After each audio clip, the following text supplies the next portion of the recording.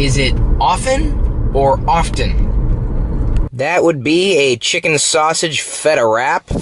And on the sign in the coffee shop, they were promoting bacon-wrapped dates, which gave me quite a visual. So I'm going to ask Diana if she'd be up for it. Going on a date wrapped in bacon. She'd have to wear the bacon, though, because, you know, I wouldn't want to wear bacon. It'd get kind of greasy. But then we would have dinner at the same time. We could eat the bacon. On a date. A bacon date. That feta cheese tasted more like egg whites, which was probably what I ordered in the first place. I don't know how I got it into my head that it was going to be feta cheese. Feta cheese would have gone well with it, though. I'm not checking my blind spot. I think the donut shop's open. The new donut shop. You have to come home now. Why? 'Cause the new donut shop's open. It is. Yeah. Oh. And I think today's the first day. Oh no, that means free donut. It does? Oh, I don't know. Oh. I was assuming. That may be a bad assumption. That's what I would have done. You would have just walked in and demanded a free donut?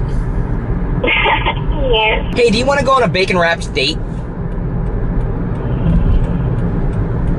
Do I want to what? Oh, you heard me. A bacon-wrapped date. Someone asked me if I was going to Vader.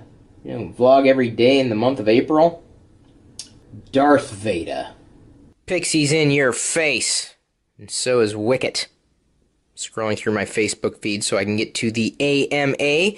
I gave you an opportunity to ask me anything last night. Of course, that's never going to stop you from asking me outside an independent thread. How hard was it to let Diana go to Texas? Asks Jeremy L. Flores. It wasn't difficult to let her go because I knew she needed it, and because a lot of the issues that she was running into were likely related to her life before she had moved up here. Not to say that anything bad happened, just that the things that she had to process would have been better processed independent of this home.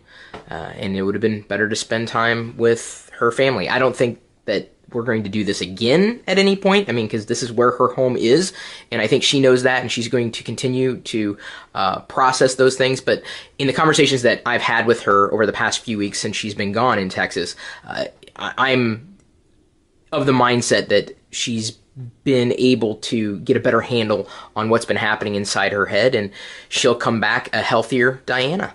John Peralt asked, what was my favorite subject in school? I liked spelling. I wasn't amazing at it, but it was easier than other subjects.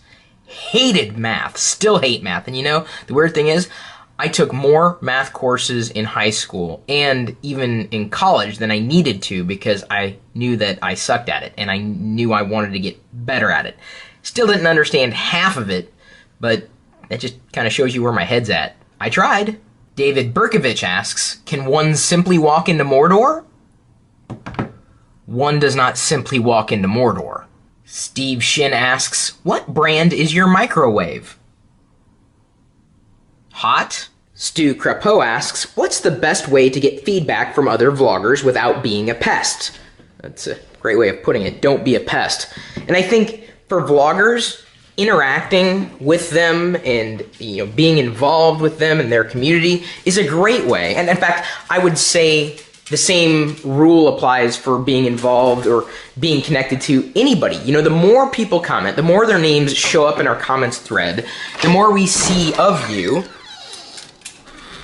She said she wanted to go, even though it wasn't really verbalized. Anyway, the more you are present everywhere we happen to be.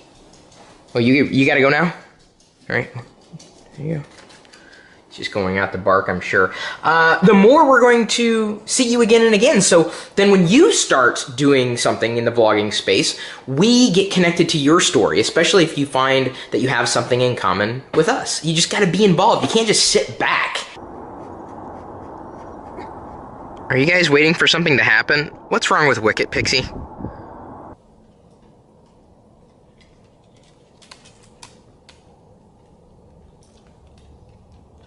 Soundy thingy! Oh, Chris Widener wants me to do a leadership webinar with him. I'd love to talk about it. When it comes to dealing with a geek or a nerd, you have to think like them, which can be difficult because we can be socially inept at times. We don't mean to be, necessarily. But this is one of the reasons why we are attracted to knowledge and technology, because we don't have to elicit a response from them or interact with them other than just taking it in. And I do believe that's very important to accommodate.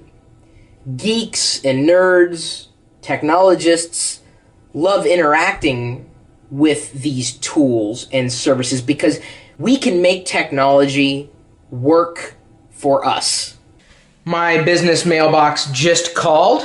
Not the mailbox itself, but the clerk who's manning or womaning the counter, and said I have a priority package waiting for me down there. And now for the interactive portion of today's vlog.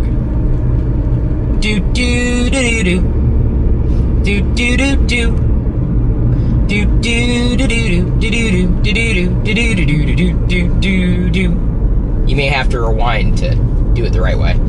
Go ahead, I'll give you time. You do it again and again. It's a video. Watch it more than once.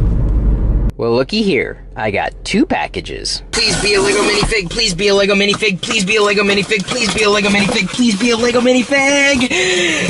No, it's a Samsung Galaxy S4. Yes, I'm excited about getting the gadgets. I was just having fun on the camera. Although I would never turn down a new Lego minifig, especially one that I don't have yet. I'm going to make Diana totally jelly by getting a donut from the new donut shop. Might even have jelly inside. And I don't like jelly donuts. Chocolate bar. We used to call these things Long Johns when I was growing up. This is a big chocolate bar. Check that out. It's about as tall as my head, and oh, it smells so fresh. You want a bite? I love the geek lifestyle. I am very proud to report that the stack of t-shirts has now been fully used up. I don't know if Diana appreciated me teasing her with this.